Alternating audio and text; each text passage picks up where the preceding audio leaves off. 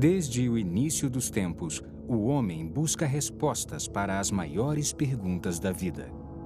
É um desejo ardente que leva nações e indivíduos a romper e conquistar todas as fronteiras que tem pela frente em busca do significado maior. A busca por respostas tem levado a raça humana aos confins da Terra e além. Mas apesar de nossas maiores realizações, ainda resta uma e ainda não conquistada fronteira final: a morte e a vida depois dela. E é essa mesma fronteira que talvez contenha a verdadeira resposta para todos os mistérios da vida.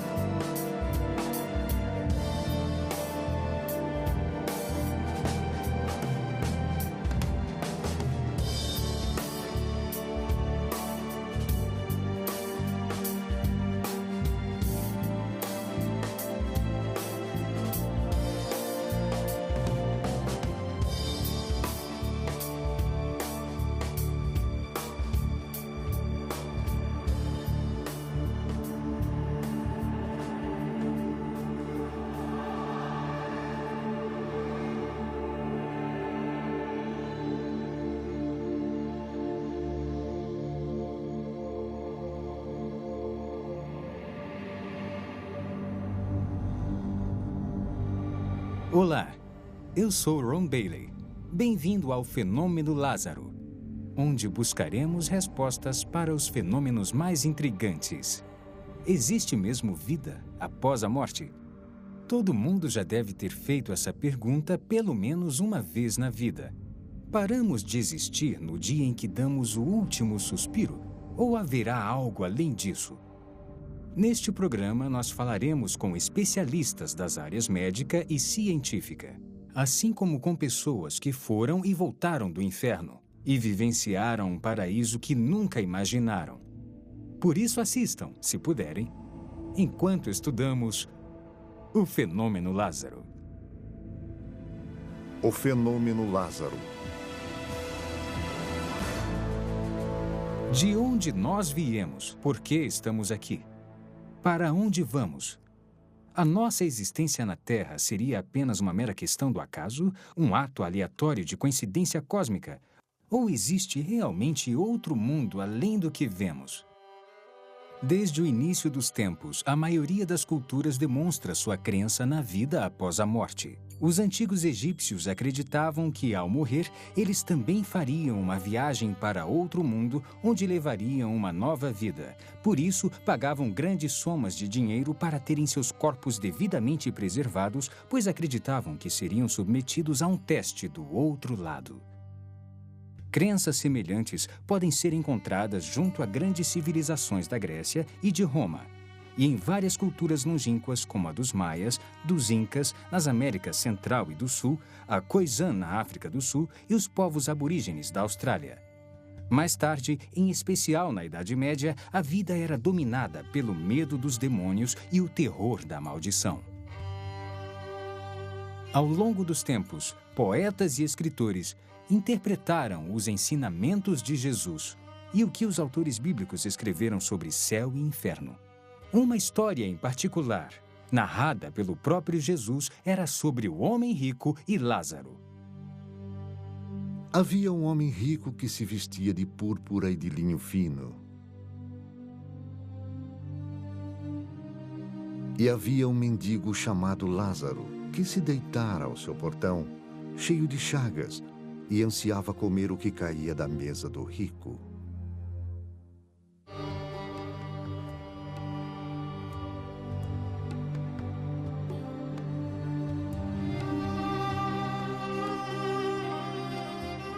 Até os cães vinham lamber suas feridas.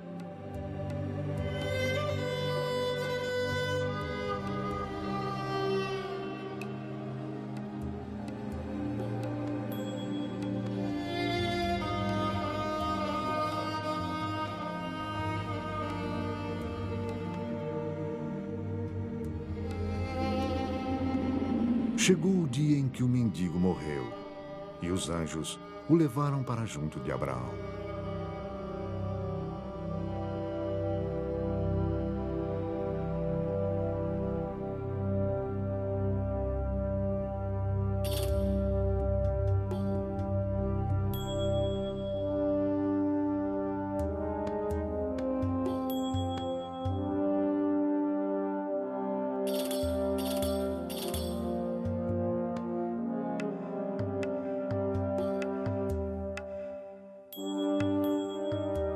Agora, o homem rico se alimentava suntuosamente todos os dias, festejando e comendo a seu bel prazer.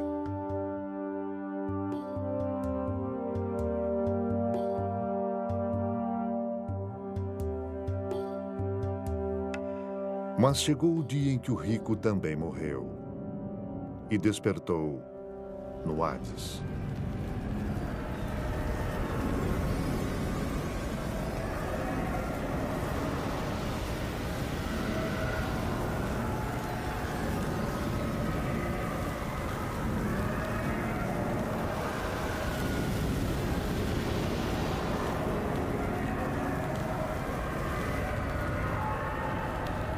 Enquanto era atormentado, ele olhou para cima e viu Abraão de longe, com Lázaro ao seu lado. Pai Abraão, tem misericórdia de mim e manda que Lázaro molhe a ponta do dedo e refresque a minha língua, porque estou sofrendo muito aqui. Meu filho, lembre-se que durante a sua vida você recebeu coisas boas, enquanto Lázaro recebeu coisas más. Agora ele está em paz e você em sofrimento. Além disso, entre você e nós há um grande abismo que ninguém pode atravessar. Abraão, mande Lázaro à casa de meu pai. Por favor, eu imploro. Eu tenho 5 irmãos. Não deixe que venham para esse tormento. Seus irmãos podem seguir o que Moisés e os profetas pregam. É o bastante para que fiquem seguros. Isso não basta. Se alguém dentre os mortos fosse até eles, eles falassem, eles se voltariam para Deus. Se não ouvem Moisés e os profetas, tampouco se convencerão por alguém que surja dos mortos.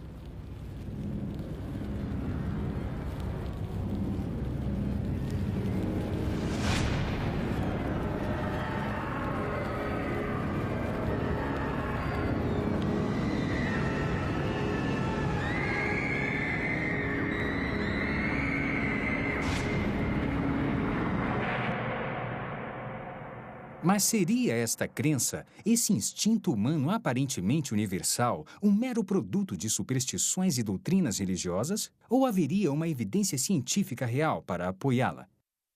Atualmente, estudiosos e religiosos estão muito divididos. Alguns falam de reencarnação, outros da assimilação pela força vital universal. Ninguém tem certeza de nada. Ou tem? Perto do fim do século XX, surgiu um fenômeno onde as pessoas relatavam experiências de quase morte, também conhecidas como EQMS, nas quais encontravam algum tipo de realidade após a morte. A medicina moderna começou a se referir a esses casos como o fenômeno Lázaro, por causa de um outro personagem bíblico que também se chamava Lázaro e que foi ressuscitado por Jesus 4 dias após sua suposta morte. Mas o que é uma experiência de quase morte? O Dr. Jeff Long nos fala. Bem, conforme o termo experiência de quase morte sugere, essas pessoas sofrem um episódio no qual ficam gravemente comprometidas fisicamente. Geralmente é um mal físico que ocorre de repente ou no final de uma doença crônica. As experiências de quase morte são rapidamente associadas à parada da função cardíaca ou da função respiratória, e com muita frequência a ambas. E devido aos 10 segundos depois disso e ao EEG, que mede a atividade elétrica cerebral, fica totalmente plana, é inexplicável do ponto de vista médico que essas pessoas tenham uma experiência consciente. Há muito mais provas de que ocorrem mais coisas nas experiências de quase morte, o que não se explica do ponto de vista médico. Há pessoas cegas, inclusive de nascimento, que têm experiências de quase morte e, para a maioria, são experiências visuais, fato que é totalmente inexplicável do ponto de vista médico. São pessoas cegas cuja primeira experiência na vida em que enxergavam e podiam ver as coisas foi durante a experiência de quase morte. Não há outra explicação para isso. Há inúmeros relatos de pessoas que têm experiência de quase morte onde a consciência se separa do corpo. Por isso, de um ângulo privilegiado de suas consciências, elas conseguem ver e ouvir o que acontece em torno delas, enquanto estão sendo ressuscitadas. Frequentemente, elas conseguem ver com detalhes incríveis tudo o que acontece em volta. De todas as experiências de quase morte que estudei, onde a consciência se separa do corpo e dá para ver eventos do cotidiano, praticamente tudo que descreveram era totalmente plausível. E todas as experiências de quase morte que estudei, ao buscar confirmação do que viram, enquanto a consciência estava separada do corpo, todas as vezes, com exceção de um caso, tudo que viram e ouviram estava totalmente correto. E não há explicação para isso, para a consciência separada do corpo no momento de uma parada cardiopulmonar. Para aqueles que pensam que as experiências de quase morte não são legítimas, gostaria de lembrar que há pelo menos de 12 a 15 milhões de americanos que tiveram uma experiência de quase morte. É um número significativo de uma experiência comum que afeta tanto a vida deles que não importa a causa da experiência de quase morte, nem as ideias sobre por que ela ocorre. Creio que não há dúvida de que, devido ao número de vidas afetadas, faz sentido estudá-la. É um fenômeno incrível e são muitas as implicações oriundas dele. Um dos médicos que vivenciou isto em primeira mão é o Dr. Melvin Morse, do renomado Hospital Infantil de Seattle. A experiência de quase morte é, de fato, a experiência da morte. Todos nós teremos essa experiência quando morrermos. A interpretação da experiência é controversa. No entanto, é um fato científico, e não um sistema de crenças de que teremos essa experiência quando morrermos. Houve 3 principais pesquisas importantes de experiência de quase morte nos últimos 15 anos. E todos os 3 estudos registram que essas experiências são reais e que acontecerão conosco quando morrermos. Então, as velhas ideias de que essas experiências eram causadas por falta de oxigênio no cérebro, ou que são alucinações causadas pelo caos no cérebro no momento da morte, ou causadas por drogas que ministramos aos pacientes ao ressuscitá-los quando estão morrendo. É claro que essas ideias eram teorias científicas respeitáveis, mas acabaram não sendo verdadeiras. De fato, a experiência de quase morte é uma experiência de morte, e isso é um fato científico e não uma opinião. O Dr. Tony Lawrence, da Universidade Coventry, ressalta: a consistência dos relatos dessas experiências sugere que isso não é um mero produto de substâncias químicas do cérebro, porque os estudos de efeitos das drogas mostram que quando damos uma droga a uma pessoa e a mesma droga a outra, ocorrem 2 experiências bem diferentes. Podem haver algumas semelhanças gerais, mas não no nível em que se encontra nas experiências de quase morte. A ciência não pode dar respostas definitivas para as perguntas sobre a vida após a morte. Ainda não. Até que possa, nossa melhor fonte de informação são as experiências humanas daqueles que experimentaram a morte e viram o outro lado. Uma dessas histórias é a de Daniel Ekechuku, um pastor africano que ficou morto numa funerária por 3 dias e ainda viveu para contar a história. Vamos acompanhá-lo agora na Nigéria, onde ele conta a história de como foi ressuscitado dos mortos. Ressuscitado dos mortos, uma história verdadeira.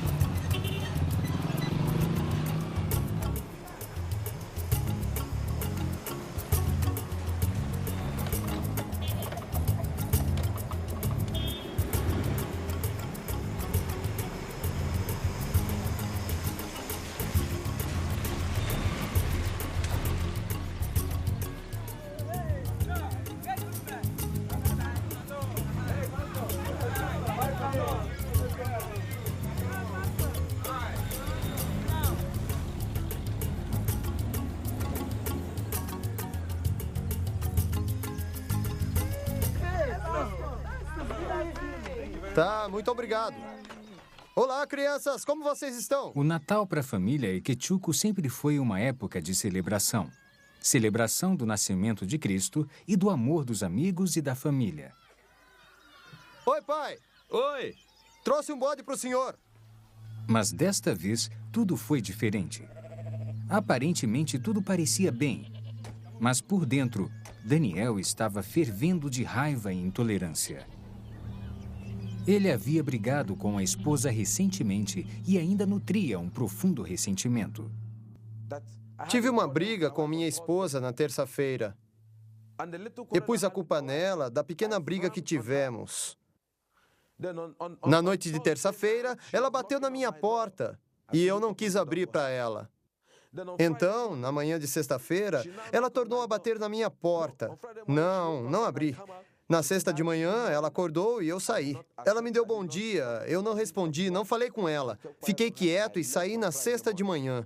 Ela me ofendeu, fez uma coisa errada, e eu fiquei zangado e irritado com ela. A raiva de Daniel o cegou tanto que ele nem viu o filho naquele dia. Mamãe! Sim, meu filho. Onde está o papai? Ele foi levar o bode pro vovô em Oweri. Quando o papai vai voltar? Logo, filho, vá brincar.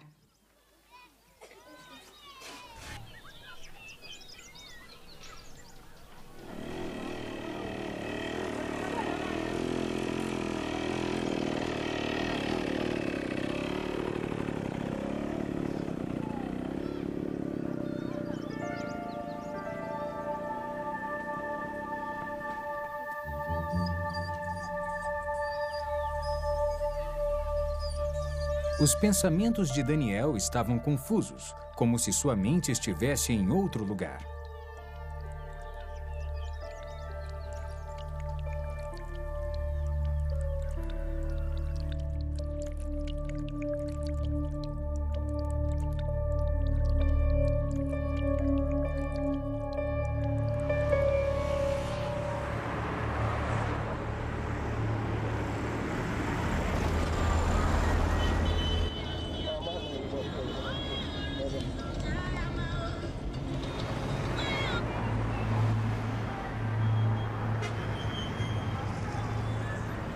Conforme o sol começava a sumir, Daniel começou a correr, querendo chegar em casa.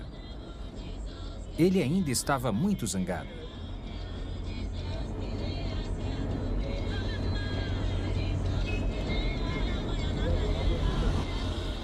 As ruas dos subúrbios da Nigéria são vergonhosamente rudimentares. Uma experiência difícil, no mínimo. Daniel sabia que devia dirigir com cuidado. Mas naquele dia, o carro dele parecia meio lento e desregulado. Quando ele descia uma das estradas de terra, tentou pisar no freio. Mas não houve resposta. Daniel começou a bombear o pedal energicamente, mas foi em vão.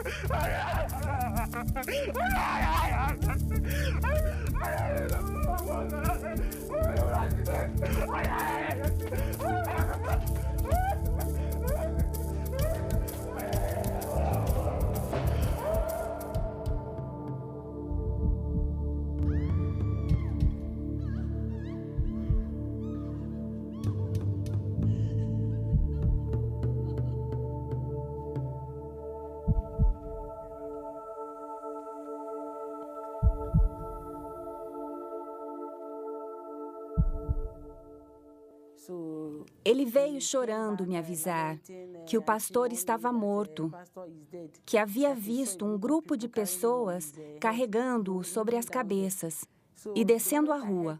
No instante em que ouvi seus gritos e ouvi que o pastor estava morto, eu soube que era meu marido. Por isso, comecei a correr na direção do local que havia ocorrido o acidente. Quando Neca chegou ao local do acidente, ela soube que Daniel ainda estava vivo, mas em estado muito grave. Curiosos o haviam levado para o hospital local, onde Neca o achou. Após ter sido levado para a UTI do Hospital Boronino, Daniel se recusou a ser tratado. Em vez disso, insistiu para que fosse levado até o médico da família na saída de O'Wary. Preciso ver o Dr. Miserec. É o médico da família em O'Wary. Médico da família? Eu não entendo. É o que meu marido quer, doutor. O cirurgião do hospital disse à esposa de Daniel em termos bem claros que ele não estava em condições para viajar devido à extensão dos ferimentos. Senhora, ele não está bem. Está confuso agora. Ele precisa ficar aqui. E não está em condições de decidir o que é melhor para ele. Por isso... Mas apesar dos apelos do cirurgião, Neca foi firme. É o que o meu marido quer. Se ele for agora, receio que ele possa morrer. E não posso impedir isso. Eles nos liberaram naquela noite. Me mandaram assinar e disseram que a responsabilidade era minha. Então assinei. Assim, nós o levamos para o médico particular de O'Wary. No caminho, ele me chamou e disse que eu devia cuidar da igreja, do ministério e das crianças. Cuide das crianças e do ministério. Shhh. Não tente falar. Construir uma casa para você. Por favor, não fale. Alguns são chamados mais cedo e vão embora. Quando a ambulância que me levou do hospital com minha esposa estava em alta velocidade para me levar para um hospital melhor, então, de repente, eu tive algumas sensações. Olhei para cima e vi 2 anjos. Quando Daniel viu os 2 anjos, ele quis que sua esposa soubesse. Mas o anjo fez sinal para que ele ficasse em silêncio. Na mesma hora, o poder da fala de Daniel foi arrancado dele. Neca começou a chorar, temendo que Daniel morresse. Os anjos seguraram Daniel pelos ombros e o ergueram para fora da ambulância. De repente, Daniel se viu em outro lugar com um dos anjos. Daniel, tenho muita coisa para lhe mostrar. Quando olhou, Daniel viu um lugar com uma multidão de pessoas reunidas. E a aparência era a mesma que os anjos. A cor delas era de um branco puro e seus corpos pareciam brilhar de radiação. Devido à aparência semelhante, Daniel achou que estava vendo uma reunião de anjos.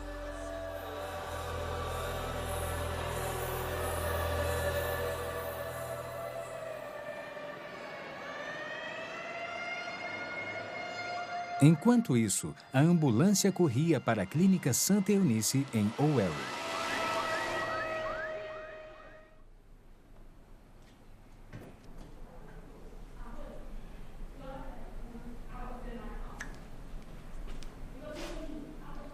Neca e um amigo da família esperavam com muita ansiedade enquanto o Dr. José Anebunua examinava o paciente.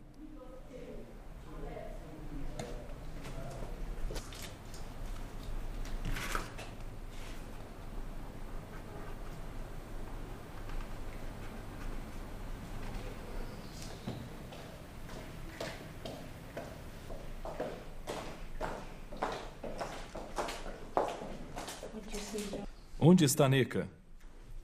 Ah, eu sinto muito. Sinto muito. Não havia mais nada a fazer. Sinto muito. Este é o atestado de óbito. Entregue ao agente funerário.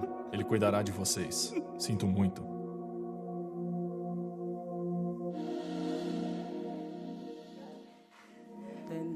Então, naquele lugar, o médico o examinou e descobriu que ele estava morto e que não estava mais respirando. Tudo havia parado. Devíamos ir embora e levá-lo para a funerária. Eu não pude acreditar. Eu disse não, meu marido não está morto. Ele não pode me deixar assim. Esta não é uma reunião de anjos, Daniel. É uma reunião dos santos.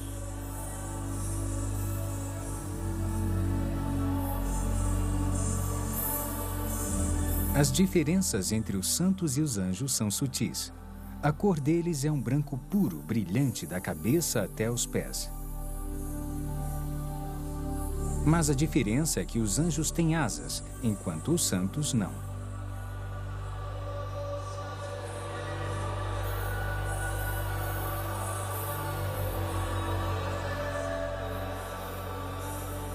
Os santos estavam adorando a Deus. Eles adoravam a Deus em uníssono e erguiam as mãos enquanto cantavam.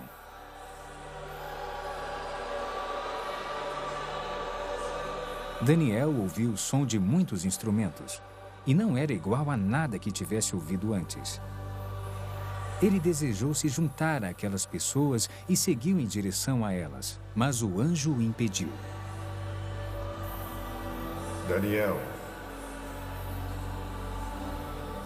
não vá. Tenho muito para lhe mostrar. Pegue esta pasta e registre tudo o que viu. A multidão que Daniel viu estava olhando para a luz que brilhava como o sol. Era a fonte de toda a luz que havia lá. Era uma luz bem compacta, descendo lá de cima. Agora, estavam todos olhando para aquela luz como se estivessem vendo alguma coisa lá, mas eu não conseguia olhar para aquela luz. Eu não podia olhar para aquela luz porque era muito perigosa para os meus olhos. Por isso tentei me esquivar para olhar para o que eles estavam olhando, mas não consegui ver. Funerária de Owerri, 30 de novembro de 2001. O corpo de Daniel foi levado para a funerária onde Burlington Manio, o agente funerário local, providenciou o enterro. Então vamos começar a embalsamar. Vou precisar de 1000 niras. Depois me traga as luvas, a roupa dele e então prepare um caixão. E me dê 2 dias de intervalo antes de vir buscar. Está tudo bem para você? Era o dia 30 de novembro de 2001. Foi neste dia em que trouxeram o reverendo Daniel Eke. Ele morreu em um acidente. Esse foi o dia. Trazido pelo pai, Sr. Lawrence Eke Ibua. Então, depois do tratamento, dei algumas injeções, algumas doses. Essa é uma seringa de 5 ml. Usei umas 6 seringas nos dedos das mãos e dos pés para tratar antes do embalsamamento.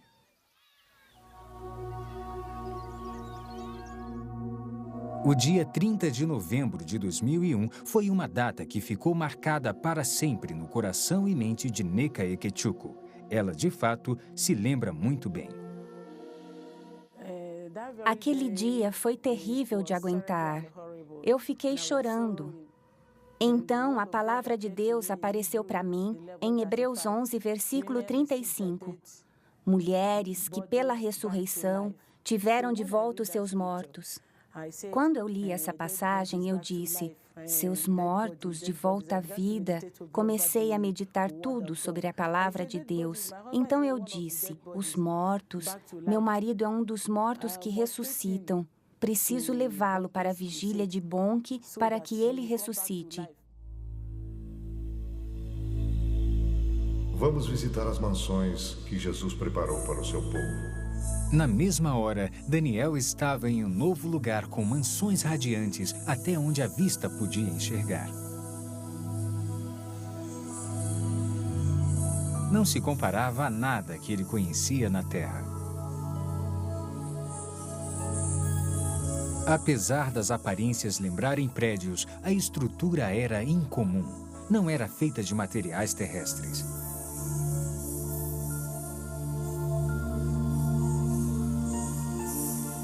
Elas pareciam estar vivas, se movendo. Daniel, Jesus terminou seu trabalho. As mansões estão prontas, mas os santos não estão prontos. Havia um som de linda cantoria e adoração, e parecia vir de toda parte.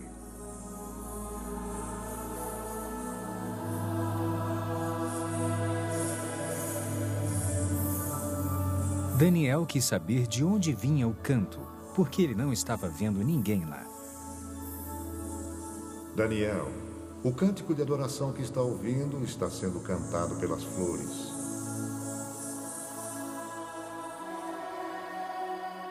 Quando olhou, Daniel viu as flores balançando em resposta à música.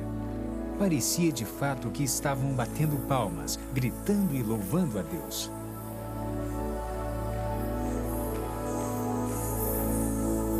Estão esperando pelos santos.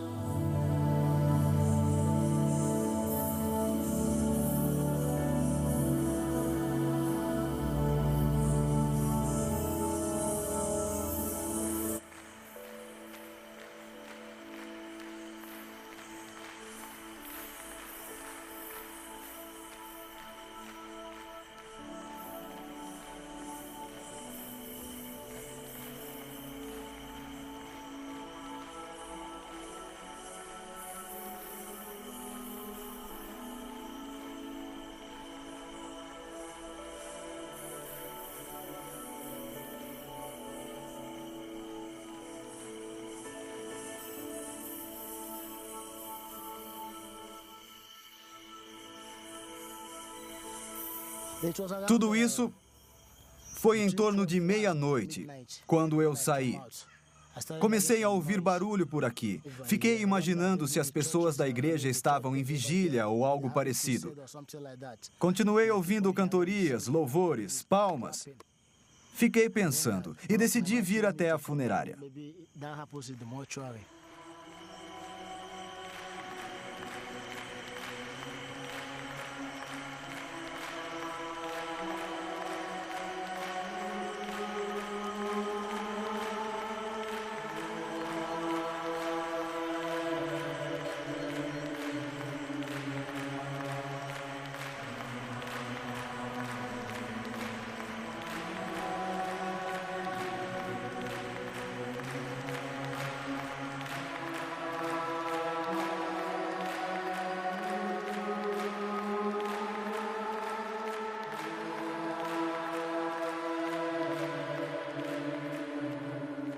Agora, vamos visitar o inferno.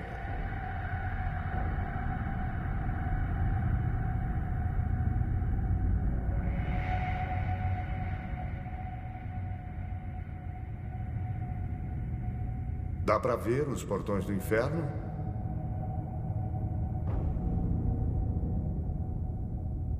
O anjo ergueu a mão e, conforme ela desceu, os portões abriram com um grande barulho. Daniel podia ouvir o choro e o lamento de muitas pessoas, mas não conseguia ver nenhuma delas.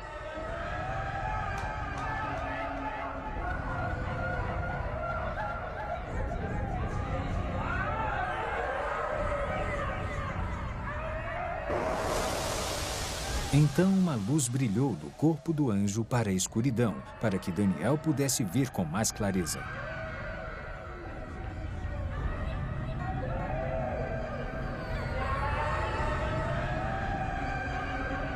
Havia muitas pessoas lá, mas ao contrário das almas do céu, a aparência delas era a mesma que haviam tido na terra. Havia pessoas de cada raça, cultura e nacionalidade. Cada pessoa parecia aprisionada em seu próprio tormento pessoal, um tormento que continuava pela eternidade, e não podiam se comunicar com as outras.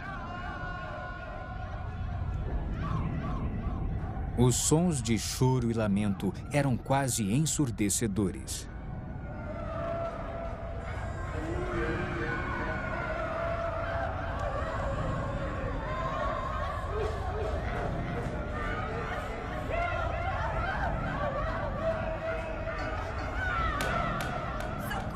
De repente, todos pareceram notar a presença de Daniel e começaram a gritar-lhe pedindo ajuda.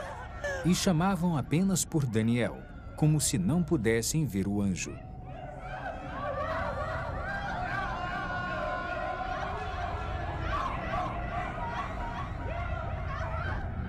Por favor, me ajude! Sou um pastor! Roubei dinheiro da igreja e menti! Me ajude! Por favor! Estou pronto para me arrepender! Me ajude! Na mesma hora, depois que o pastor fez aquela declaração, a força que o atormentava pareceu aumentar.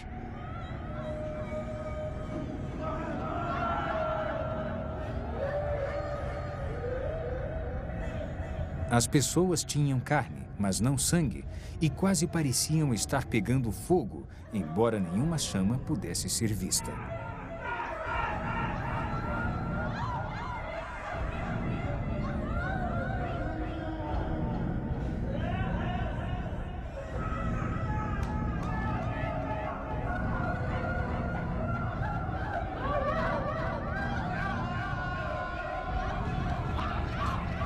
Havia um grupo de pessoas que estava comendo a própria carne.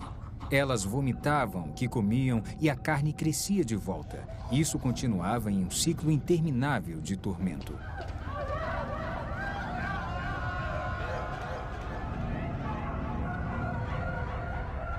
Essas pessoas que você vê se comendo praticaram bruxaria enquanto estavam na Terra.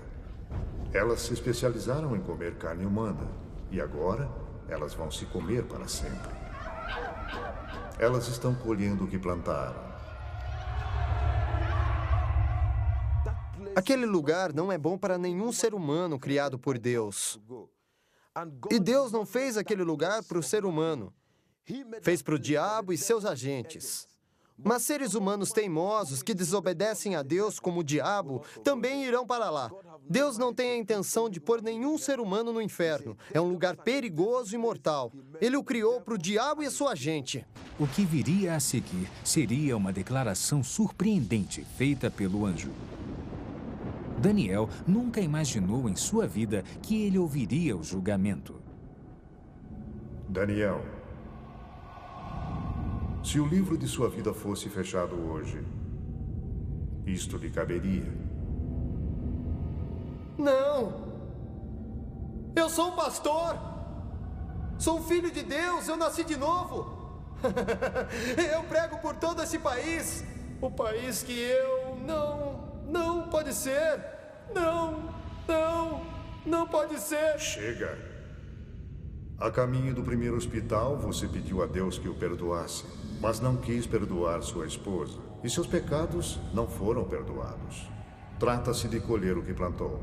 Não pode semear intolerância para com sua esposa e colher o perdão junto a Deus.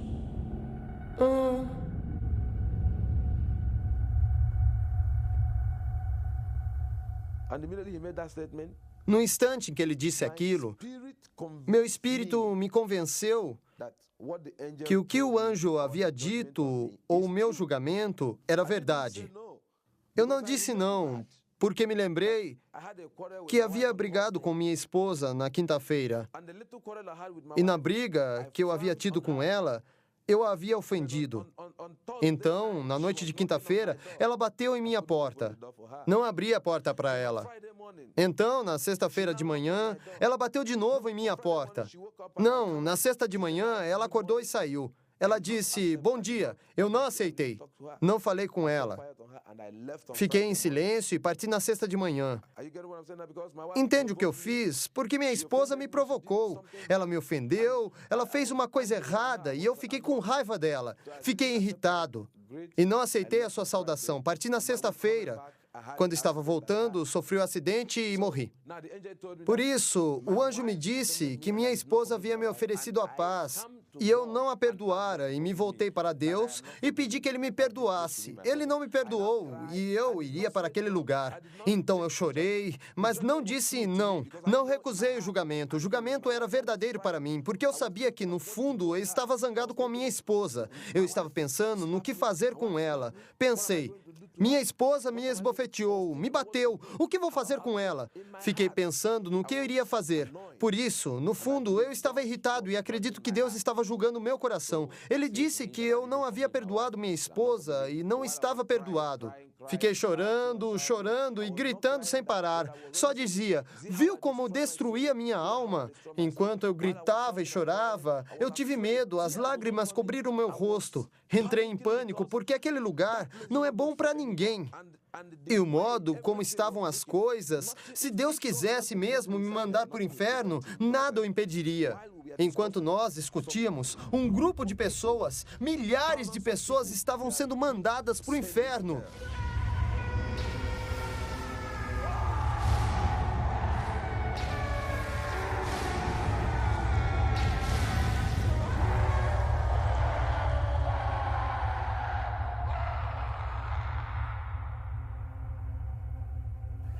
Então concluí que eu devia fazer alguma coisa para garantir que meu marido ressuscitasse. Eu acreditava que ele ressuscitaria se eu desse um passo de fé e alguma coisa boa resultasse disso. Papai? Papai? Hã? Vamos levar o corpo dele para a igreja. O quê? Vamos levar o corpo de Daniel para a igreja. Ada, minha filha. Daniel está morto. Ele partiu. Ele vai ressuscitar, eu sei que vai. O sogro de Neca recusou seu pedido de tirar o corpo da funerária. Mas, enquanto isso, do outro lado da cidade, tudo funcionava milagrosamente em favor dela.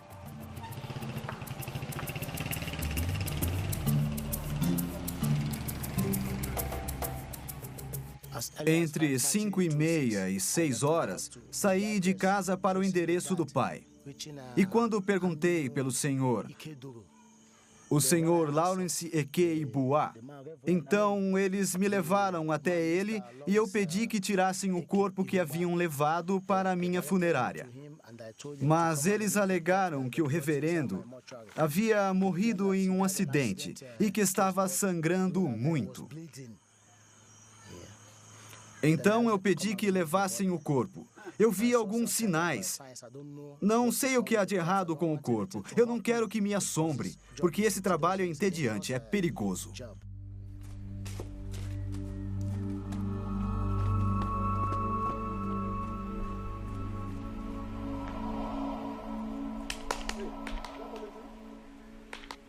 Bom dia.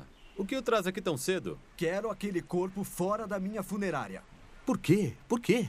Aconteceram coisas na noite passada. Que coisas? O que aconteceu? Havia música vindo da sala dele. Ah, fique calmo. A música vinha da aldeia que estava festejando. O que isso tem a ver com os mortos? Não é isso. O que exatamente? Eu não sonhei, está bem? Havia música vindo da sala dele. Meu jovem, você bebeu ontem à noite? Eu não bebi nada. Tudo o que eu disse é verdade.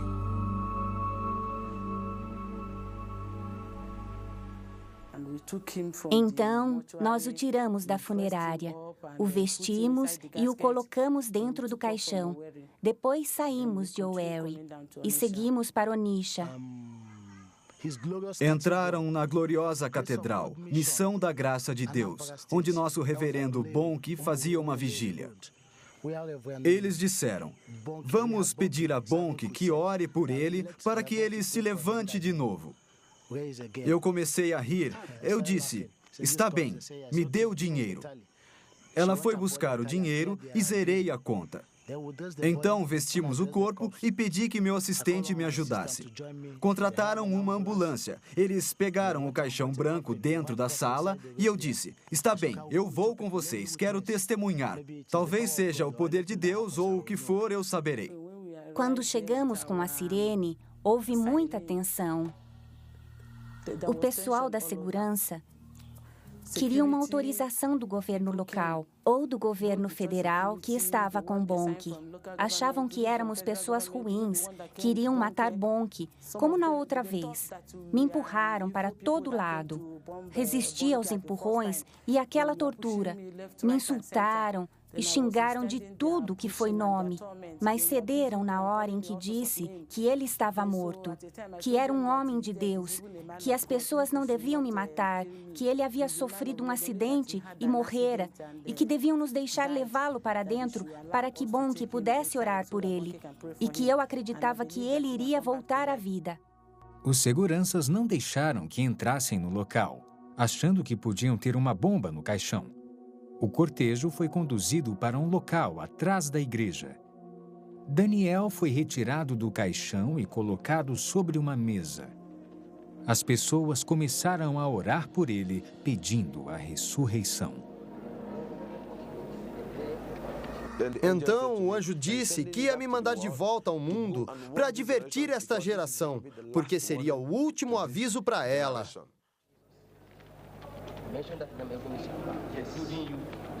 Com as orações, o coração dele começou a bater. A vida voltou em seu coração. Continuamos orando sem parar. Enquanto tudo isso acontecia, ele começou a respirar aos poucos, mas seu corpo ainda estava rijo.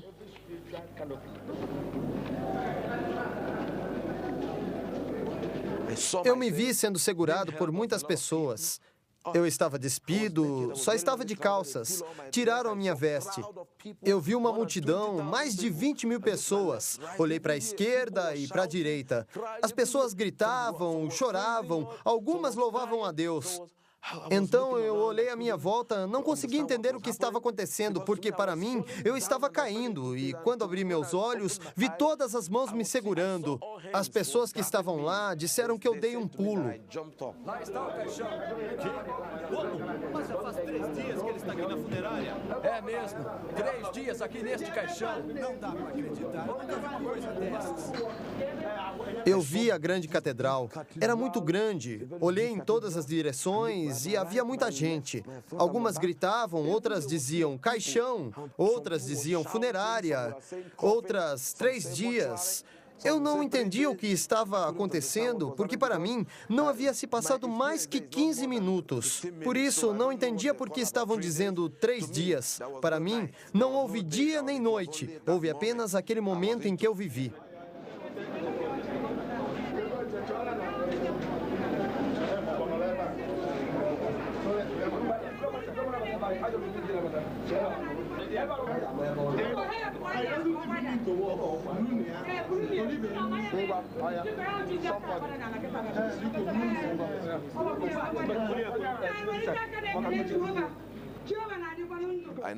Então, perguntei à minha esposa o que estava acontecendo. Ela me pediu para ficar quieto até chegarmos em casa. Eles me trouxeram para casa, este lugar com minha esposa. Quando entrei no quarto, era 2 de dezembro. Perguntei à minha esposa o que estava acontecendo. Por que falaram do caixão, 3 dias e funerária? O que estava acontecendo? Então, minha esposa começou a olhar o meu corpo e onde haviam ejetado as drogas. Ela então me perguntou se eu sabia que eu morri. E este é o atestado de óbito. E quando eu saí da ambulância, eles foram ao hospital, onde o médico confirmou que eu havia morrido e que haviam usado o equipamento para verificar. Como podem ver, verificaram batimento cardíaco, tudo, pupilas. E de acordo com o médico, e após verificar tudo, ele confirmou que eu estava totalmente morto. Ele entregou a eles o atestado para que me levassem. Aqui diz, levar para a funerária. Relatos como esse causaram um enorme impacto no mundo, repercutindo entre os profissionais das áreas médica e científica. No passado, tais eventos eram vistos como alucinações, causados por hormônios produzidos pelo corpo durante um trauma, mas os especialistas não estão tão convencidos. As alucinações costumam ser experiências bastante desordenadas e não se comparam às ações organizadas e estruturadas que se tem na experiência de quase morte. No meu site da internet, faço a seguinte pergunta: sua experiência foi irreal de alguma forma? E fiz recentemente um estudo sobre isso. Os que viveram experiências de quase morte são enfáticos quando perguntamos diretamente: sua experiência foi real de alguma forma? E a resposta é um sonoro não. Nem chega perto de um sonho. Os sonhos saltam um pouco. Não costumam ter ordem nem estrutura. Com frequência, ele termina sem chegar a uma conclusão lógica na sequência dos eventos. Isso não acontece na experiência de quase morte. Ela é altamente estruturada e ordenada. Costuma ter uma parte inicial bem lógica e no final da experiência bem estruturada e ordenada, há um final também ordenado. E é quando a experiência termina. As experiências de quase morte não se parecem em nada com sonhos. Se você teve uma experiência de quase morte assustadora, não há dúvida de que quando tem essa experiência, isto o obriga a olhar para dentro de si mesmo.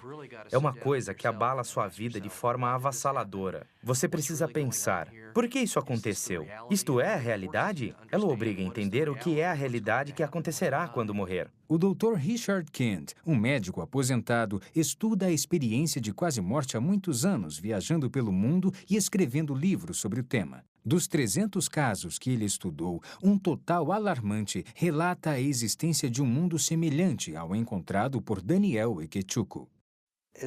É um lugar terrível e horroroso. Um lugar onde as pessoas estão apavoradas, assustadas. As pessoas, mesmo as que viram o inferno, até anos mais tarde, se horrorizam com o que viram lá. É um lugar de terror. Devo ter entrevistado mais de 300 pessoas que tiveram essas experiências.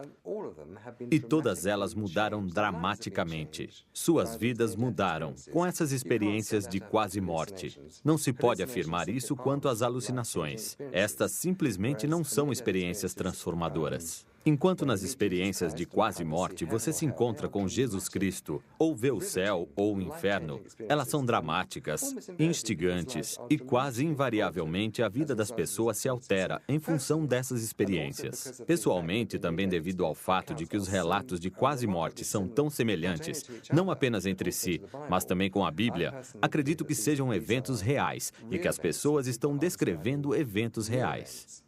Quando você lê um jornal, fica sabendo de uma pessoa que teve um tipo de experiência de quase morte, deixando seu corpo e atravessando um túnel e indo para um lugar de luz. São só aqueles que chegam perto que reconhecem Jesus Cristo. Eles o descrevem como tendo quase 1,80 m de altura, uma luz radiante, uma quantidade tremenda de luz saindo do corpo dele, do rosto, do peito, dos braços e também das pernas. Não é apenas a aparência de Jesus. É o fato de sentirem a presença de muito amor. Muitas pessoas dizem que nunca se sentiram assim, que nunca sentiram totalmente cercadas de um amor tão poderoso assim. É um amor incrível. Apesar das pesquisas científicas esclarecerem bastante o assunto, apenas aqueles que experimentaram a realidade da vida após a morte são os que podem nos dar uma ideia do que acontece quando morremos. Como Ian McCormick, um neozelandês, ele passou por uma experiência transformadora em consequência de seu fantástico encontro com a morte e a vida depois dela. Fato ou ficção? Você decide. Depois de ver o próximo episódio. Uma breve visão da eternidade. Uma história verdadeira.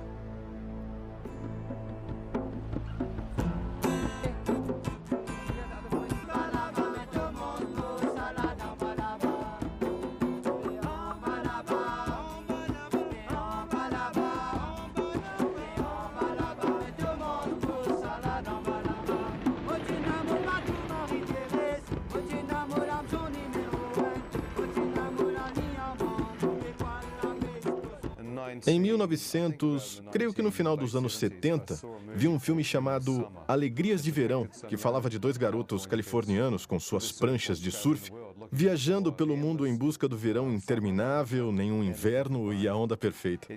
Ele me conquistou e eu pensei, esse sou eu.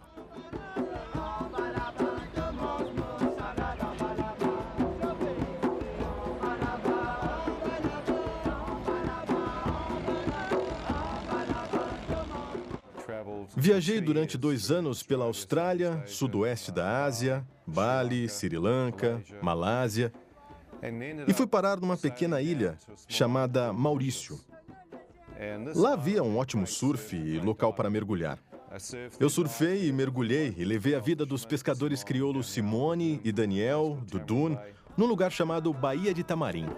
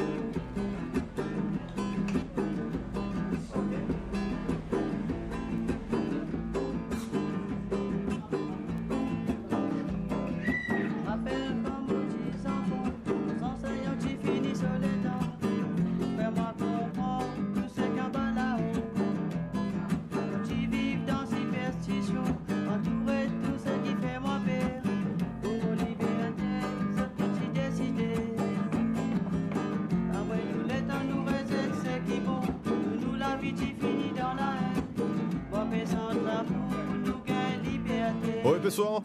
Ei, espere, Ian. Vamos mergulhar essa noite? Mergulhar essa noite? É. O tempo não está muito bom.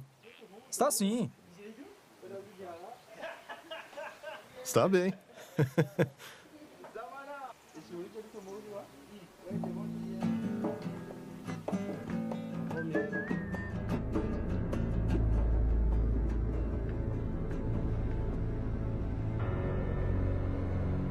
Conforme avançávamos, dava para ver o reflexo da luz na água e quando espirrava, a água ficava cintilando. Uma linda noite. Fomos até Rivière Noire, que fica no Recife externo, e paramos. E começamos a pegar lagostim.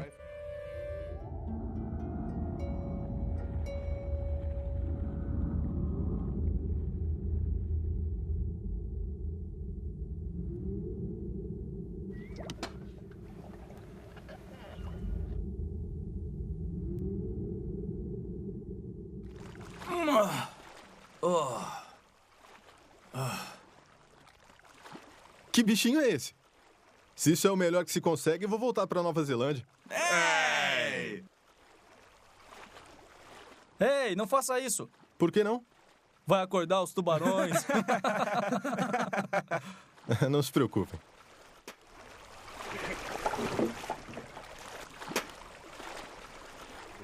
Escurecia cada vez mais conforme as nuvens chegavam. Não havia luar nem muita luz na água.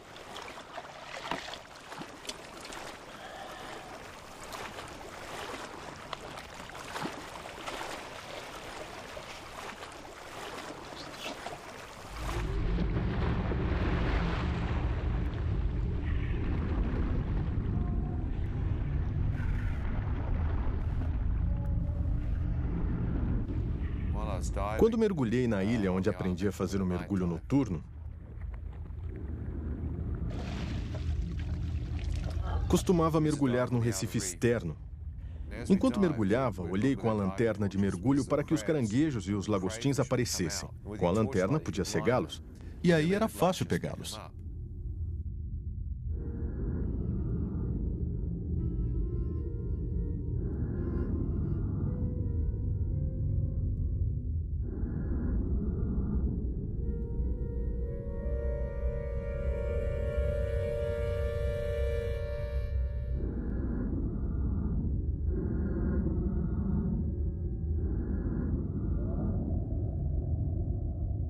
Quando olhei em volta, começaram a surgir algumas águas vivas em forma de cubo, dedos como tentáculos. Pensei, isso é uma água viva? Deve ser. Então toquei nela e vi que era. Quando passei nadando, não sabia de que havia tocado possivelmente na mais mortal. Para alguns, a segunda criatura mais mortal que o homem conhece, uma cubozoa. Obviamente, por causa da forma de cubo, era transparente, na forma de um sino com cubo, como um cubo por baixo, um sino com dedos como tentáculos saindo. Na verdade, pensei se tratar de um choco transparente. Era uma água-viva muito diferente. Alguma coisa bateu no meu braço e me picou. E parecia que milhares de volts de eletricidade entravam no meu braço. Isso me sacudiu bastante na água.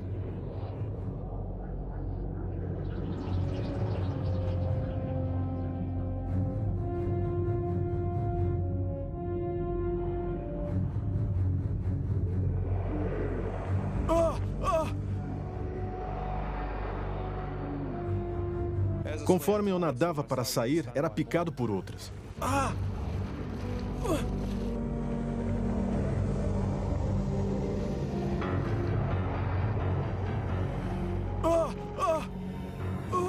Fui picado uma quarta vez.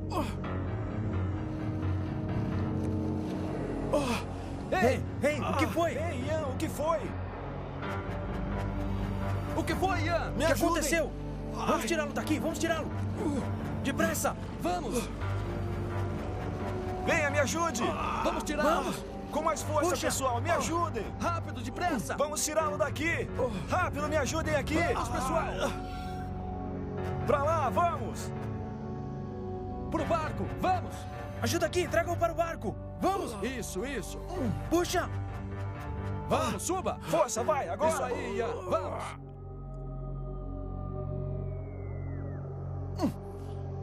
Vamos, pessoal. Vamos. Força, vai, agora. Isso aí, Ian, vamos.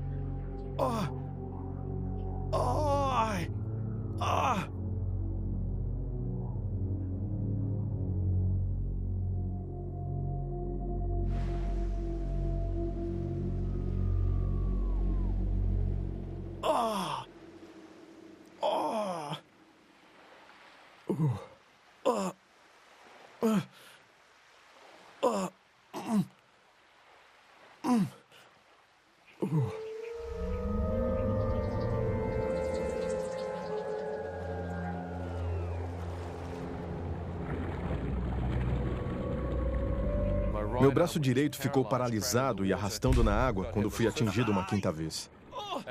Enquanto eu sentia a dor, pensei, o que foi que eu fiz para merecer esse tipo de castigo ou revide? Veio uma avalanche de lembranças de coisas que eu havia feito de errado na vida, e lá estava eu pensando, bem, não adianta pensar nisso. Se mereço ou não, estou morrendo. É melhor tentar me manter lúcido. Enquanto o rapaz me levava pela lagoa, tentei ficar o mais calmo possível, mas senti o veneno indo para os meus rins, como se alguém tivesse me dado um soco nas costas, conforme o veneno avançava pelo lado direito do meu corpo. Quando cheguei à praia, o rapaz me ajudou a sair. Dei um passo à frente e minha perna direita dobrou embaixo de mim. Percebi que o veneno já havia adormecido ou paralisado o lado direito do corpo.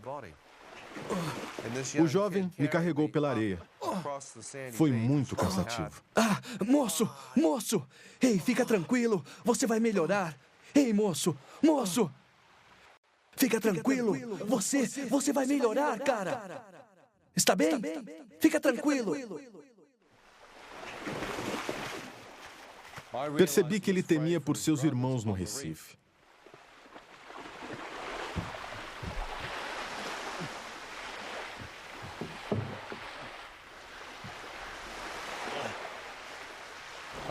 Me deitei no chão. Comecei a me sentir muito fraco e cansado.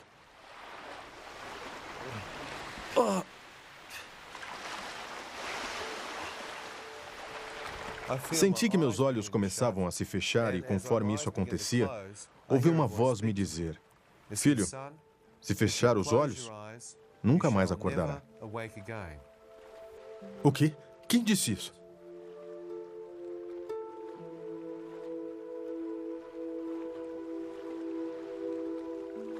Quando olhei para a direita esperando ver um homem ao meu lado, não havia ninguém lá. Foi estranho. Eu sabia que tinha ouvido uma voz falando comigo. Se fechar os olhos, nunca mais acordará. Significa que vai morrer. Por que está querendo dormir, idiota? Isso é um coma. Não pode dormir. Precisa da antitoxina. Sabia do ponto de vista intelectual que isso era como uma tábua de salvação. Mas estava enfrentando o fato de que o veneno podia estar me matando e eu não estava ciente de que estava à beira de um provável coma. E acredito, da morte certa. Então me levantei, enfrentei a morte que se aproximava de mim da melhor forma possível e senti que minha perna esquerda ainda estava forte o bastante para sustentar meu peso.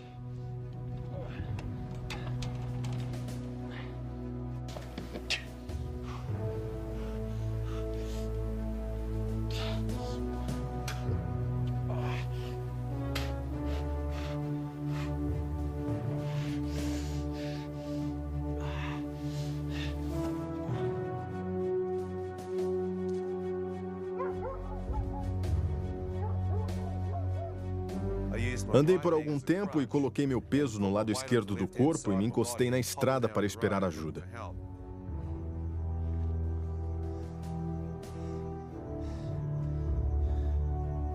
Se fechar os olhos, nunca mais acordará.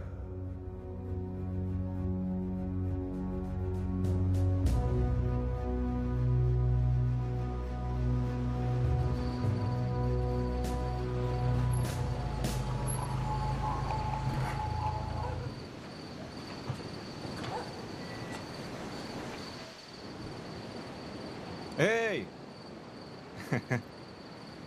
Como vão? Tudo bem?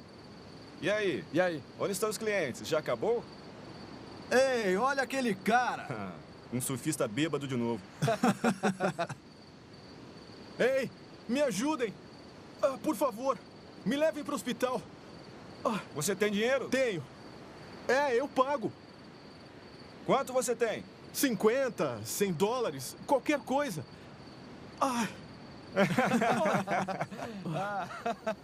Vocês bebem demais.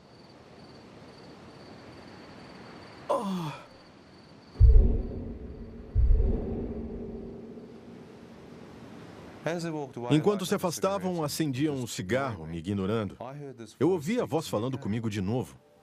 Ela disse: "Filho, está disposto a implorar por sua vida? Por favor, me ajude. Por favor." Quanto tem aí com você? Eu vou pagar.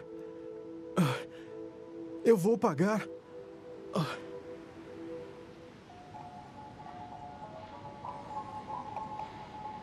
Como pretende me pagar? Não se preocupe, eu vou pagar, eu prometo. Onde está hospedado? Estou num bangalô, na Baía de Tamarim. Está bem. Vou deixá-lo na Baía de Tamarim. Espere. Hospital. Você não tem dinheiro. Eu vou deixá-lo lá. Por favor.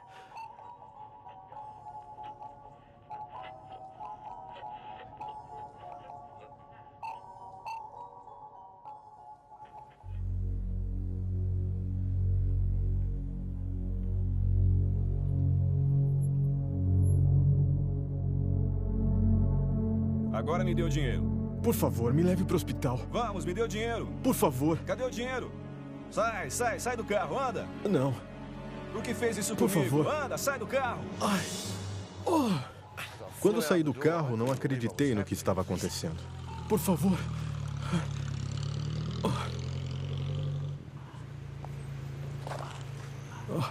Enquanto fiquei lá deitado, podia ouvir a voz familiar de outro pescador da aldeia, o Daniel.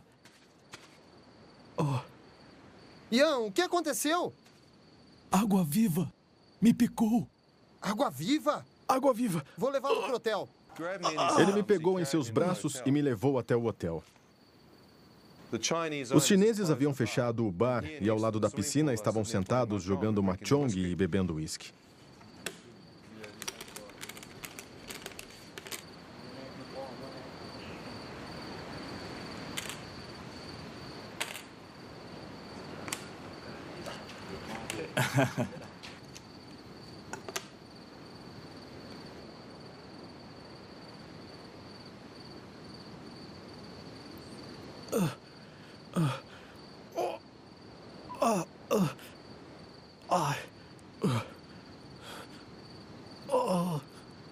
Ei, Branquelo. O que há com você? Está drogado? Não. Foi água-viva. Hospital. Por favor. Preciso ir para o hospital. Hospital. Ei, o que foi? Que rapaz idiota. Por que fica furando o braço com seringas? O quê? Busque algo para ele beber. Estou com frio, por favor. Frio. Preciso de um cobertor. Esses caras pensam que eu sou viciado em drogas e estou quase morto.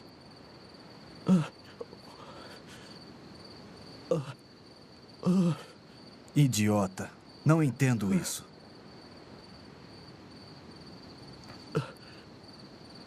Frio.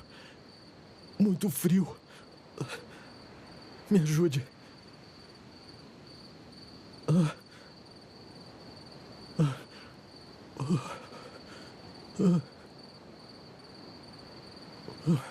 Toma. Bebe um pouco de leite. Ei, ele não quer. Toma, bebe logo esse leite.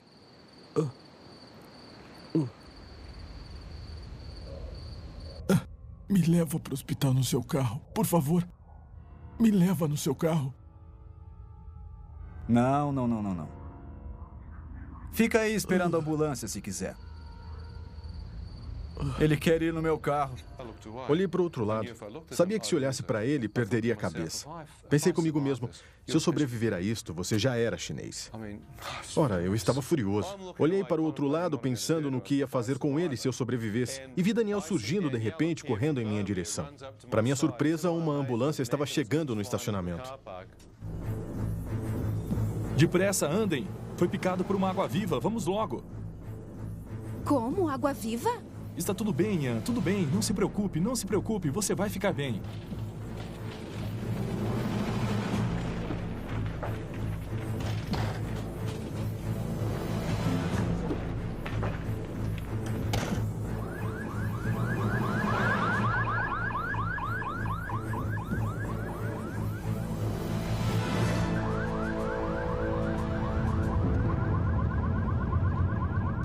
Enquanto corríamos para o hospital, comecei a ver dentro da ambulância o que parecia ser um menino pequeno de cabelo branco.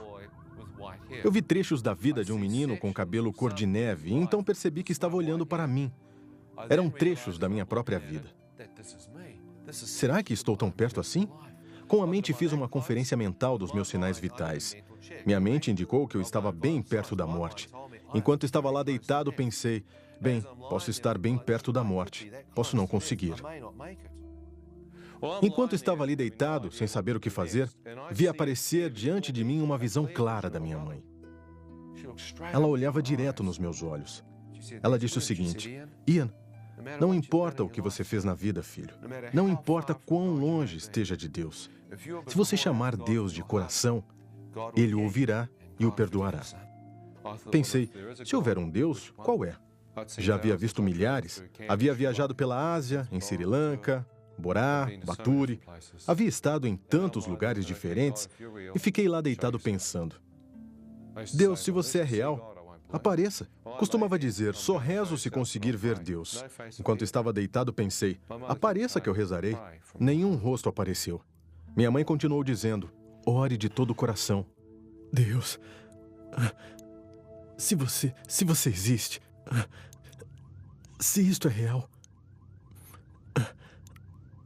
me ajude a orar. Me ajude a rezar a única oração que aprendi. Me ajude a lembrar o Pai Nosso.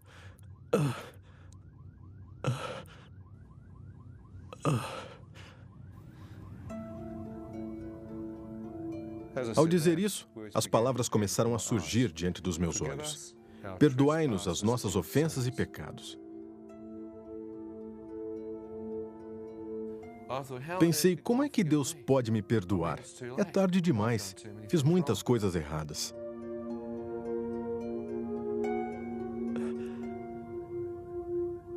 Deus, se você existe e pode me ouvir, por favor, me perdoe.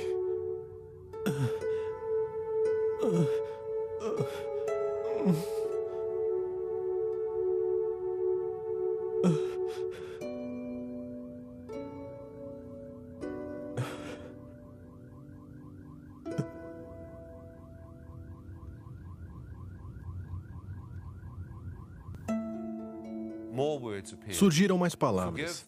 Perdoai aqueles que o ofenderam e pecaram contra você.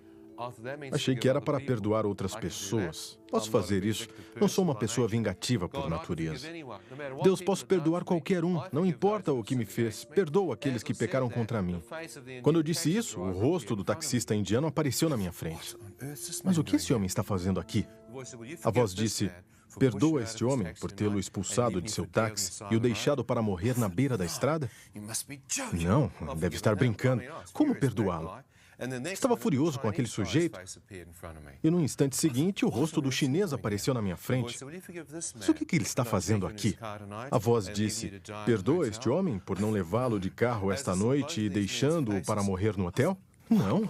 Conforme eu via esses dois rostos, pensava, mas o que está havendo? Isso não é uma oração estúpida qualquer. Eu podia estar falando com alguém que poderia ser Deus. Na verdade, essa voz estava personalizando essa oração para mim.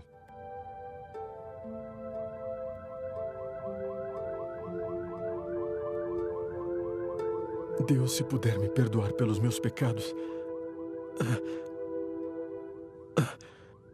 perdoarei o que aqueles homens fizeram comigo. Seus rostos desapareceram na mesma hora. Vieram as próximas palavras: seja feita a vossa vontade, assim na terra como no céu. Vossa vontade? Eu tinha minha própria vontade. Então eu disse: Deus, preciso saber qual a sua vontade. Mas se me ajudar a passar por isso, eu buscarei, acharei e o seguirei, honrando-o todos os dias da minha vida. Quando eu disse isso, todo o Pai Nosso apareceu diante de mim. E pela primeira vez na minha vida, tive uma revelação total do que significava. Venha a nós o vosso reino, seja feita a vossa vontade. E fiquei lá deitado sentindo uma paz incrível.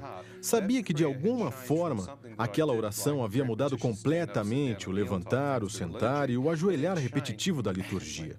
Eu orava de verdade no meu eu interior.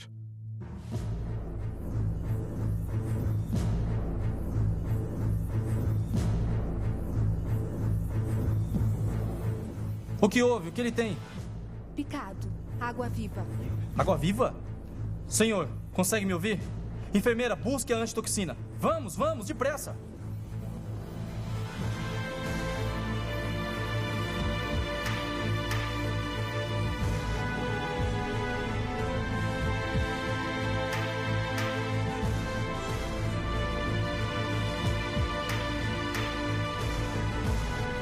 Tente ficar acordado.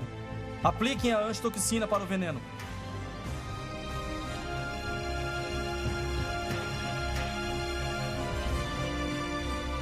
Doutor, não consigo achar a veia. Deixa eu ver. Vamos, faça assim. Dê uns tapinhas.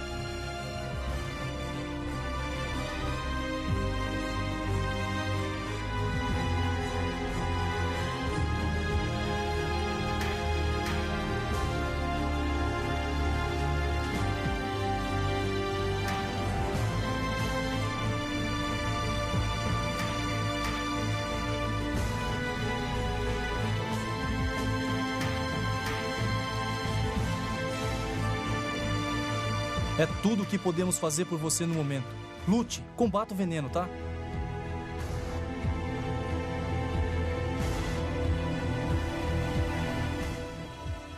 E pude me sentir indo embora. Foi terrível, assustador. Você pode ouvir tudo.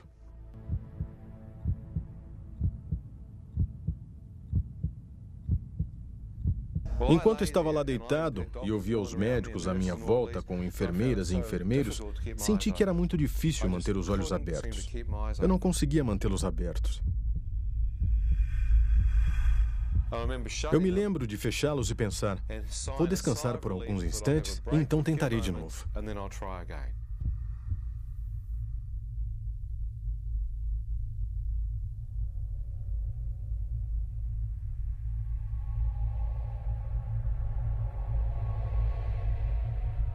Ao fazer aquilo, tive uma sensação de libertação.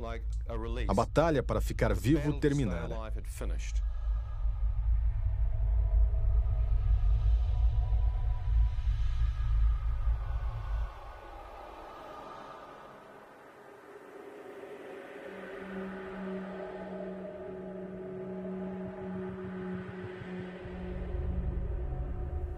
De repente, me vi de pé, bem acordado. Sabia que estava acordado. O problema é que estava totalmente escuro. Pensei, por que os médicos apagaram as luzes? Que espécie de hospital é este? Enquanto eu estava ali pensando por quanto tempo ficara dormindo enquanto as luzes se apagaram, pensei, não tenha medo, deixe seus olhos se acostumarem com o escuro. Talvez tenha acordado muito rápido. Fiquei olhando e pensando que minhas pupilas haviam dilatado. Não havia luz. Não conseguia ver nada. Estava tudo preto, como um quarto escuro. Pensei, tudo bem, deve haver uma luz aqui em algum lugar. Então me virei 360 graus tentando ver se havia alguma luz. Não conseguia ver nada. Quando fui para a direita, não conseguia achar a parede. Pensei, estranho, me mudaram de quarto? Então comecei a recuar para a esquerda, tateando em busca da minha cama. Não achei, pensei. Que idiota, perdeu sua cama. Como conseguiu fazer isso? Então continuei tateando, tentando achar minha cama. O pensamento seguinte foi que estava tão escuro ali que não dava para ver a mão na frente do rosto. Então levei minha mão na direção de onde meu rosto deveria estar e ela parecia passar direto, como se não houvesse uma forma física ali. Pensei, é impossível. Não pode perder a cabeça. Procurei o meu corpo físico, absolutamente nada. Mas o que está acontecendo? É como se tivesse saído da minha forma física, como se fosse transparente, e ainda tenho a sensação de ser um ser humano completo ali de pé. Ian, eu mesmo, pareço estar ali de pé. O que aconteceu? Enquanto estava lá de pé, comecei a sentir alguma coisa à minha direita olhando para mim. Na minha frente, senti olhos invisíveis, alguma coisa ou alguém me examinando. A escuridão tinha uma presença diabólica. Um mal assustador, transgressor, imperava na atmosfera.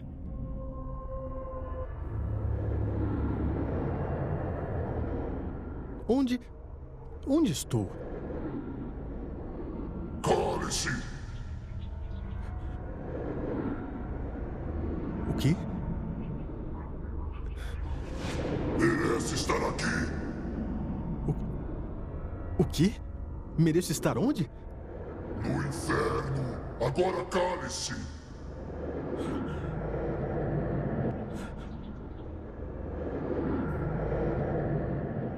Enquanto estava ali, vendo que poderia estar mesmo no inferno, um facho de luz radiante invadiu a escuridão acima de mim.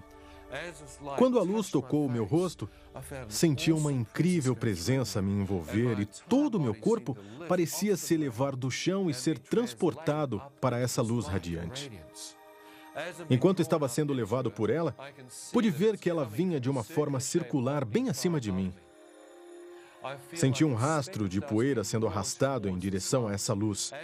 Enquanto era levado em direção a ela, pensei, isto é real? Olhei para trás, por cima do meu ombro, e bem abaixo de mim, pude ver a escuridão. Ainda sem entender o que era aquela luz, comecei a me mover em direção à abertura, entrando nela. Ao ser arrastado pela abertura, pude ver que havia um túnel. E olhando toda a dimensão dele, pude ver a fonte da radiação. O primeiro pensamento foi que era o centro do universo.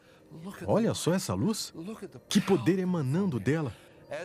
Ao ser levado em direção a ela, observei uma onda de radiação saindo. E essa onda de luz que saiu da fonte me tocou. E me senti aquecido, confortado, Todo medo e escuridão pareciam ter saído e senti uma luz viva se apoderar de mim. Feixes de radiação vinham do centro, como um fogo branco, uma radiação fantástica da parte central. De lá, vi a luz brilhante abrindo caminho.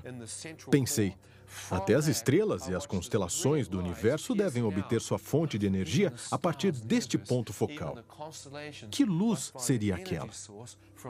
Haveria alguém lá dentro, cercado por aquela radiação? Enquanto eu questionava a respeito, uma voz falou comigo do centro da luz.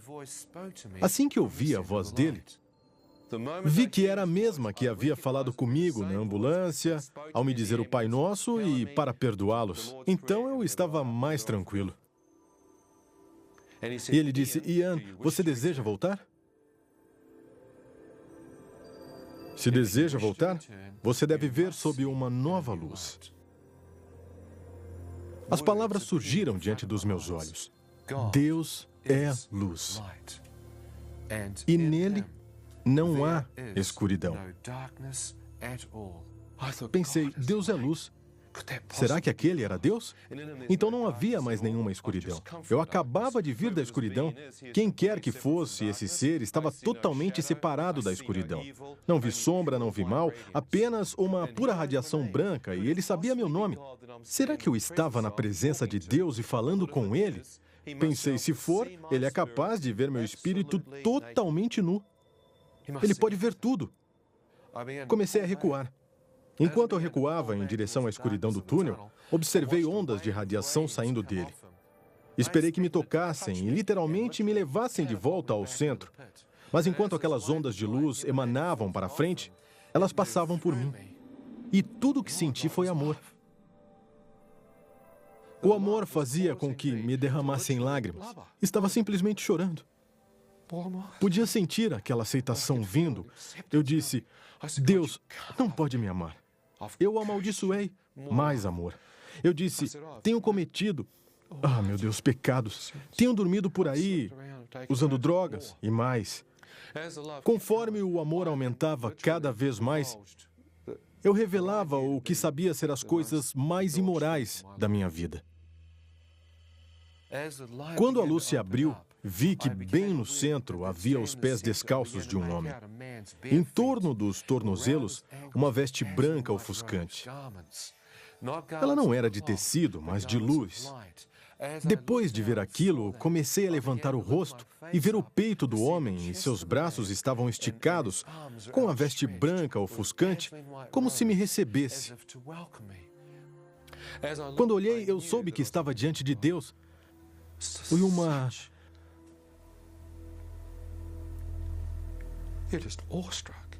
É uma grande emoção. Não dá para ficar preparado. Não há como se preparar para ver isso.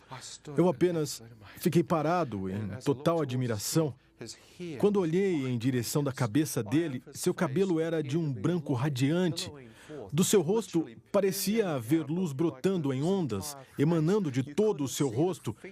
Não dava para ver os traços desse rosto porque a luz era 10 vezes mais brilhante que toda a luz que havia visto e estava emanando do seu rosto. Comecei a caminhar em direção a ele. Tive vontade de ver seu rosto. Saberia que Deus era... Quando fiquei a alguns metros da sua presença, comecei a colocar meu rosto na luz. E ela não feriu meus olhos, como se pudesse ver dentro dela. Quando aproximei mais o meu rosto em direção à face dele, esperando romper aquele véu, quando avancei, ele se moveu de repente. Vi uma abertura de forma circular, como uma janela para a eternidade ou uma porta para a eternidade. Quando olhei através dela, pude ver uma terra toda nova se abrir diante de mim. Foi como se eu estivesse de pé na soleira da eternidade e estava espiando dentro dela. Enquanto olhava, pude ver a grama com a mesma luz e vida emanando dela. Pude ver flores, campos. Eu sabia que se pisasse na grama não a danificaria. A cor e a energia e a vida que emanavam dela foi incrível. Vi um rio de água pura e cristalina, árvores ao longo das margens, colinas subindo para a esquerda. Olhei à minha direita, havia montanhas lá longe, o céu bem azul, bem límpido. Fiquei ali parado e disse, Isto é o paraíso. Quando olhei, senti que aquele era o meu lugar. Como se tivesse sido criado por Deus para viver ali. Pensei, por que não nasci logo aqui? Por que nasci naquela terra? Senti que havia voltado para casa. Senti que havia percorrido o mundo atrás daquele paraíso. E lá estava ele, bem diante de mim. Pensei, estou em casa. Estou em casa. Quando comecei a entrar, a presença dele voltou na minha frente e bloqueou a passagem.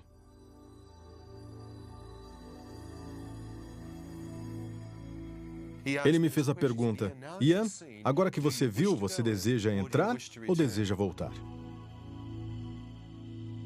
Deus, eu não sou casado, não tenho filhos. Não há motivo algum para eu voltar. Eu não quero voltar.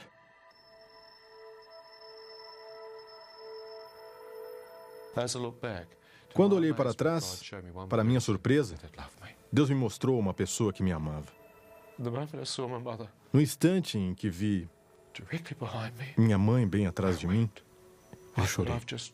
Pensei que não só havia mentido para Deus, como havia alguém que me amava.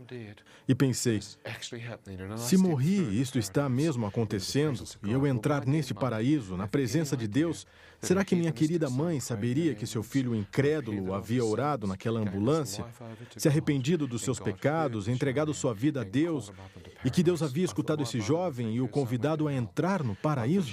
Pensei que minha mãe acharia que seu filho havia ido para o inferno. Pensei que receberia um telegrama ou um fax dizendo, seu filho morreu ontem à noite, quer que ele seja enviado num caixão ou as cinzas num jarro. Pensei, se isso acontecesse, poderia destruí-la, ela sofreria tanto, perderia a família. Então pensei, aqui estou eu, que egoísmo eu passar e deixar minha mãe me enterrar.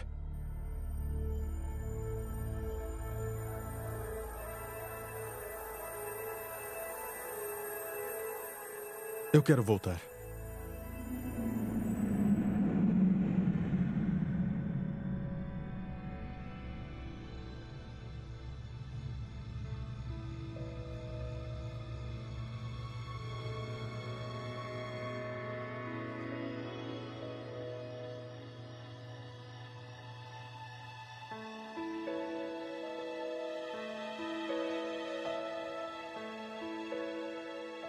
Voltei instantaneamente à minha forma física no hospital com o médico que havia me tratado, segurando meu pé direito no ar com um instrumento afiado como um bisturi, examinando a sola do meu pé, mas eu não sentia nada, examinando um pedaço morto de carne.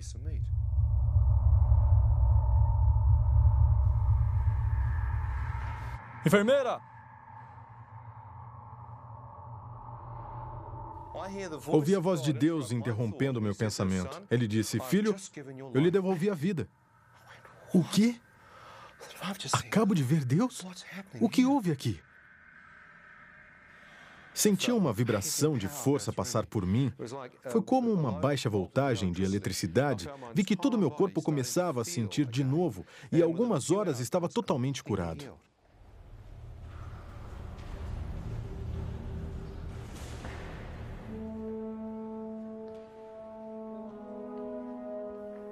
Perguntei, Deus, o que me tornei? Ele disse, você nasceu de novo.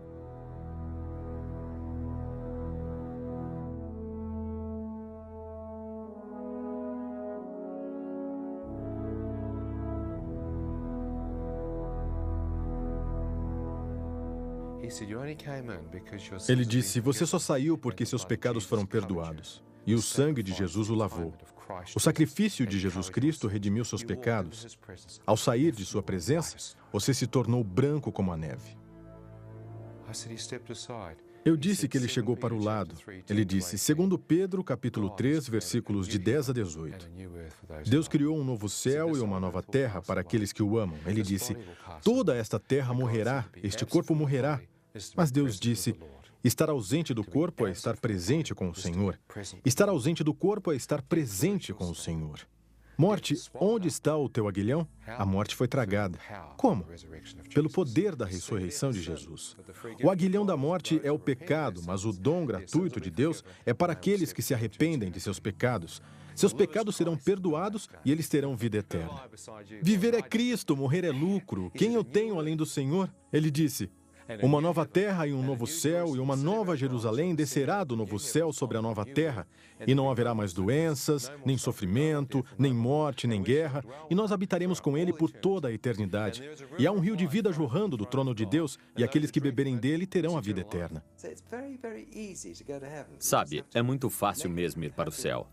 A Bíblia fala em nascer de novo, receber Jesus em seu coração, receber o Espírito Santo no coração e simplesmente virar uma nova criação. Essas são palavras técnicas, mas é mesmo muito simples. Você só precisa fazer uma pequena oração para o Senhor, pedindo que Ele entre em sua vida, aceitá-lo como Senhor e que Ele morreu por nós. E então, você irá para o céu. É simples assim. Jesus disse que você pode se converter. Na Bíblia, diz que podemos ser salvos. Jesus falou em nascer de novo. Isso aconteceu comigo há 26 anos e mudou a minha vida na época. Mas falando com todas essas pessoas que estiveram no céu e outras que estiveram no inferno, houve um tremendo impacto sobre mim. Mudou totalmente a minha vida e da minha esposa. Durante meio ano estamos viajando, falando com as pessoas sobre o céu e o inferno. E é para falar com elas sobre o inferno que eu viajo por muitos países mundo afora. Porque creio que as pessoas devem saber que há um lugar a evitar. Pense bem, havia 2 ladrões na cruz. Um riu de Jesus e está no inferno. O outro fez uma breve oração e está no céu. É uma grande diferença. Talvez os mais convincentes de todos e únicas evidências verdadeiras tenham sido os relatos da vida real. Histórias como a de Daniel Ekechuko, que vimos hoje, e a de Ian McCormick mudaram para sempre nossa ideia da morte e da vida depois dela. Deus, demônios, um reino das trevas, um reino de luz. Fato ou ficção? É você quem decide. E não importa qual seja a escolha, baseada no que você viu, uma coisa está bem clara: o que nós fazemos na Terra ecoará por toda a eternidade. Eu sou Ron Bailey.